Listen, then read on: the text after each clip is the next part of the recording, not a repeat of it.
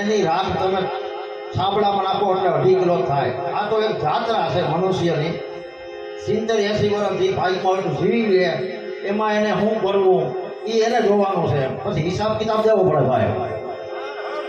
એટલે જીવ અને ખોડિયું બે હારે હોય જન્મ થાય ત્યારે. ખાલી ખોડિયું નો હાલે, ખાલી જીવે નો હાલે. એટલે જીવ આમ જાય છે ખોડિયાને મૂકી અને ખોડિયું પડ્યું હોય ઘરમાં અને આમ જીવ જાતો હોય એટલે ખોડિયું જીવના એ જીવને એમ ઠપકો આપે.